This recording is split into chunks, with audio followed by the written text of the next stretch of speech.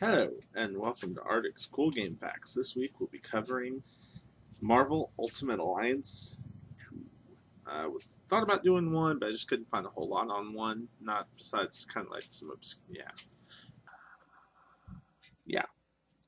It played a lot like X-Men Legends, both X-Men Legends 1 and 2, but was kind of altogether, I guess, a bigger budget behind it because it came out just looking nicer. I played both of them and I loved the first Ultimate Alliance, but when I played the second one, I don't recall ever playing the first one again just because it was so nice. I played the second one enough.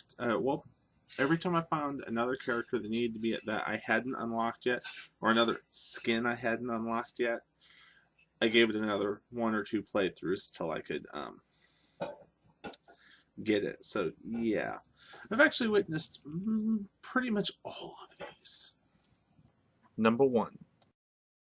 So Stan Lee, the co-creator of several Marvel characters, president of Marvel, former editor, creator of just so many.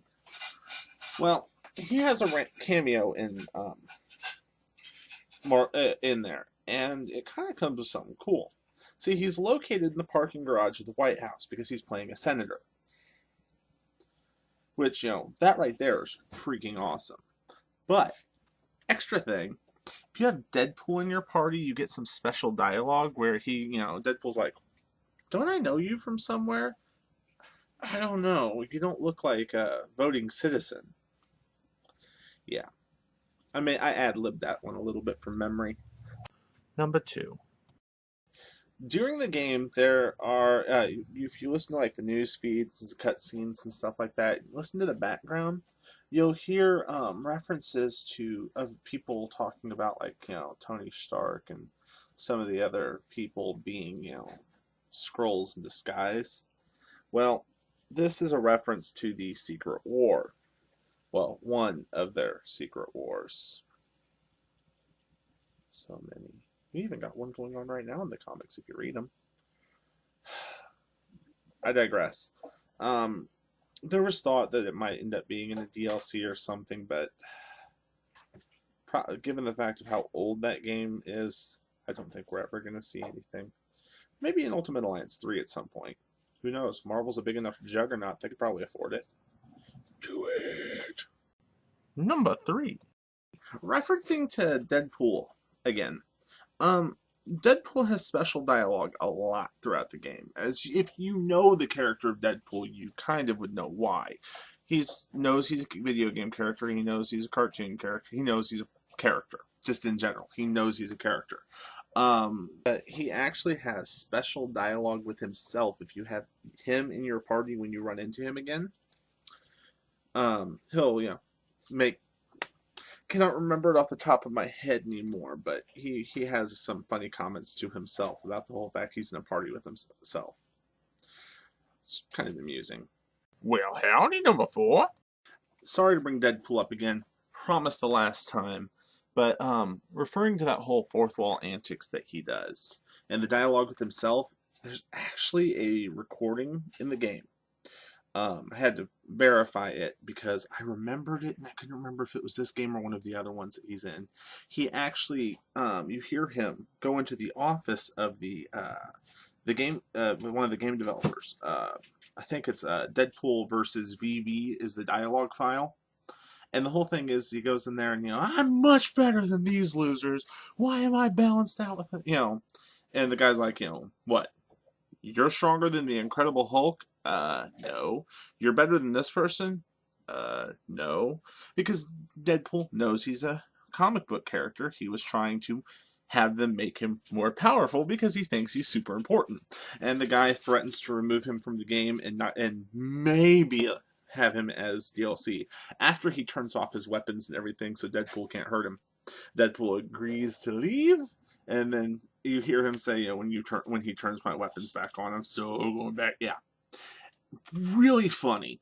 I've listened to that file so many times, so I just couldn't remember if it was this game or the other one. But yeah. Freaking hilarious. Number 5. The Nanite Invasion story was actually made specifically for the game and has never been featured in the comics. At least as of now. Unless I missed something. No. Number 6. Now, going on how like Deadpool had I know, I'm not going with him. But kind of how I was talking about how he has special dialogue with himself. Well, almost every character in the game has special dialogue with other characters. Like if you run into Reed Richards standing out there and you have another member of the Fantastic Four, maybe a couple other characters, each time they have special dialogue with each other, and there's also things that will only be said if you don't have certain, you have to have like this person and this person, but this person cannot be in your party. So yeah, it's kind of cool. I think they talk about that person behind their back. What evil people! That number 7.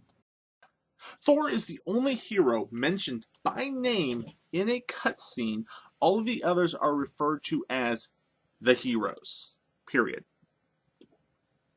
He is the only hero mentioned by name. Well, that one, number 8. This is kind of cool. There were over 140 characters in the game, and almost every character had 4 different costumes. Ultimate Alliance 1 also featured like 4 costumes, and you had to unlock each one, and you got some of the classic costumes, old, just different, well, I guess they were Easter eggs of their own, really. And you had to do certain things to unlock each one, and some of them were cool. Like you could get Spider-Man 99, so you had the extra arms, and the suits and stuff. The costumes would sometimes have different stat bonuses, different things, based on, because they were from different comics and stuff, so they would adjust it. 7 didn't eat 9 this time. Well, to end the list, you could actually get stat bonuses for making your team a specific layout, like having everybody from the Avengers. Well, having 4 Avengers in your party could get you a special stat bonus because you had 4 Avengers, or having the Fantastic Four in your party could give you something, or Gamma people, stuff like that. Healing factors. Oh, I loved having Wolverine, and yeah. But you could create special parties based off of people out of the comic books and whatnot, and you could end up with special bonuses related to that. It was kind of a cool feature.